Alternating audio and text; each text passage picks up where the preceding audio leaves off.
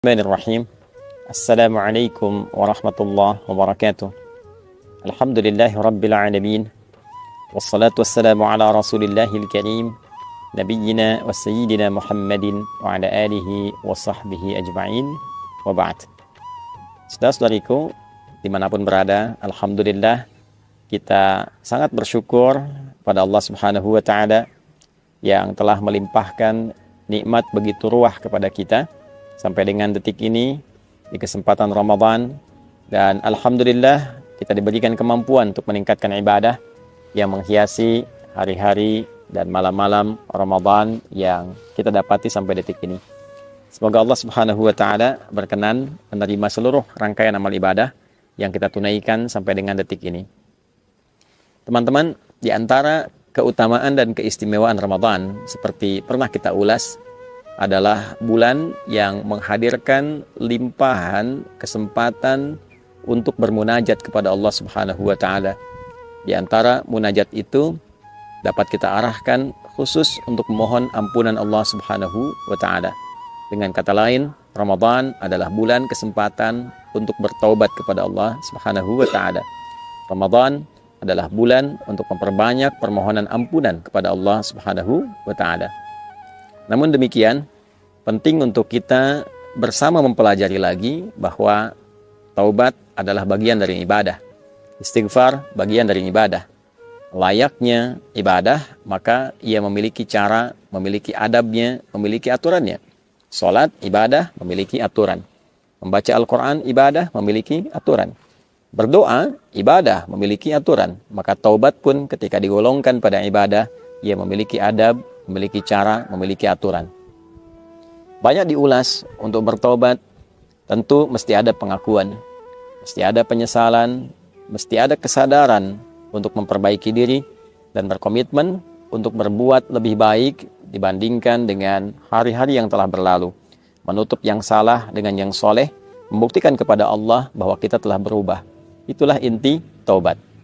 Namun yang jarang dikaji adalah tentang dua jenis dosa yang penting kita ketahui, sehingga dengan pengetahuan itu kita memahami dengan baik bagaimana caranya bertobat, memohon ampunan terkait dengan jenis dosa yang mungkin pernah kita kerjakan dalam berkehidupan. Secara umum teman-teman, dosa dibagi pada dua bagian. Secara umum, yang pertama dosa seorang hamba kepada Tuhannya, hubungannya langsung dengan Allah Subhanahu wa taala. Alaqatil makhluk bil khaliq. Hubungan antara makhluk, yaitu kita semua yang tercipta, dengan Khalik, Allah Subhanahu wa taala yang menciptakan kita.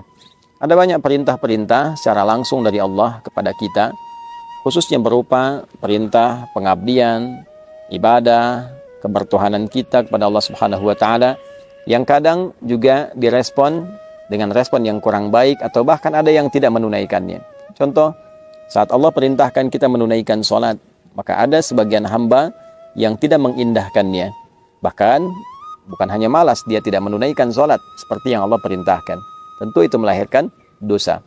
Allah perintahkan dia untuk mengkaji Al-Quran, membaca Al-Quran, bahkan belum punya waktu yang cukup untuk sekedar membacanya. Allah perintahkan untuk berpuasa, bahkan ia belum punya kekuatan untuk memotivasi dirinya demi menunaikan apa yang Allah perintahkan itu.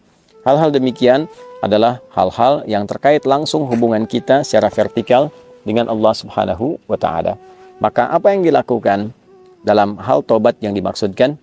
Yang pertama, tentu kita menengadahkan diri, kita bersimpuh pada Allah Subhanahu wa taala untuk memohon ampunan sempurna kepada Allah dari semua dosa-dosa yang terkait hubungan kita langsung dengan Allah Subhanahu wa taala. Bagaimana cara melakukannya? Ada beberapa metode, ada beberapa cara. Di antaranya bisa kita lakukan melalui sholat. Karena hakikat dari sholat yang kita kerjakan, di dalamnya berisi banyak doa. Di antara sekian ragam doa, wujudnya adalah permohonan ampunan kepada Allah Subhanahu wa taala. Dalam ruku' kita meminta ampunan, baik membacakan subhana rabbiyal azim wa bihamdi ataupun subhanakallahumma rabbana wa bihamdika Allahumma gfirli. Ya Allah, ampuni aku. Pun demikian, bahkan dalam sujud juga ditemukan kalimat yang serupa. Duduk di antara dua sujud, kalimat pertamanya Rabbi gfirli, ya Allah ampuni aku. Bahkan di pembuka sholat dalam iftitah, Di antara sekian rangkaian doa iftitah, salah satunya adalah doa taubat, permohonan ampunan. Allahumma ba'id baini wa baina khataayaya kama ba'adta bainal masyriqi wal maghrib. Demikian selanjutnya hadis terkait. Ya Allah, aku mengakui banyak dosa yang aku kerjakan, banyak kesalahan yang aku perbuat. Mohon jauhkan aku antara dosa yang telah aku perbuat sejauh Engkau pisahkan timur dan barat. Aku tidak ingin berjumpa lagi. Aku ingin berpisah dengan dosa itu. Aku ingin dibersihkan ya Allah selama hidupku. Dilakukan dengan salat, dan dengan itu Allah berkenan menggugurkan semua keburukan yang pernah kita lakukan. Demikian saat seseorang di era Nabi datang kepada Rasulullah SAW sebelum Nabi menunaikan salat, dan dia berkonsultasi telah melakukan satu kesalahan yang fatal. Maka karena akan tiba waktu salat, Nabi SAW meminta orang ini untuk menahan diri sejenak. Ketika menunaikan salat, kemudian turunlah Al-Quran surah ke-11 Hud ayat 114.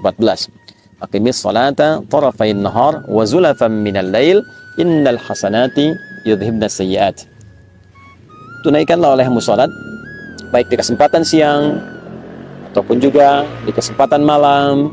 Sungguh salat itu adalah perbuatan yang baik.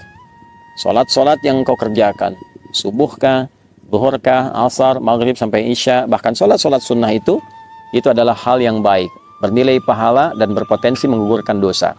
Hal yang baik, bernilai pahala, berpotensi menggugurkan dosa, disebut dengan hasanah. Jamaknya disebut dengan hasanat. Lawannya sayyiat.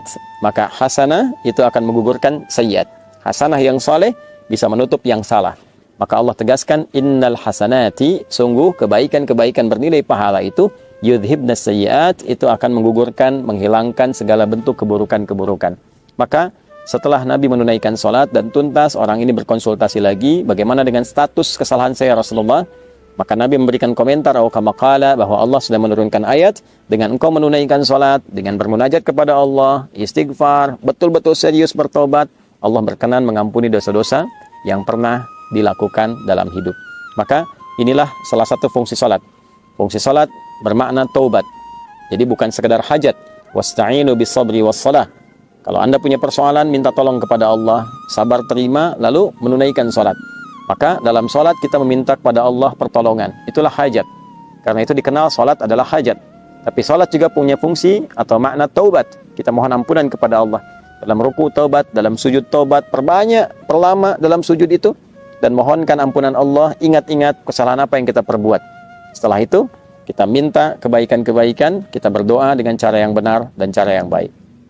Skema di luar sholat bisa dilakukan dengan bermunajat, mengangkat tangan, menyatukan kedua tangan, mempertemukan dua garis, mensejajarkan dengan dada, memohon kepada Allah, dan cari doa-doa spesifik sesuai dengan kesalahan yang mungkin kita pernah perbuat. Bila ada yang pernah bertindak yang fatal, sampai dosa, mohon maaf, menghilangkan misalnya nyawa orang lain, ada zikirnya ditemukan dalam Al-Quran. Rabbi inni zalamtu nafsi. Ya Allah, aku telah berbuat salah pada diriku sendiri. Faghfirli, maka mohon ampuni aku ya Allah. Aku menyadari aku salah, tapi aku juga memahami Engkau Maha Pengampun atas semua kesalahan yang pernah diperbuat oleh hamba-Mu. Maka Allah menjawab, faghfaralah.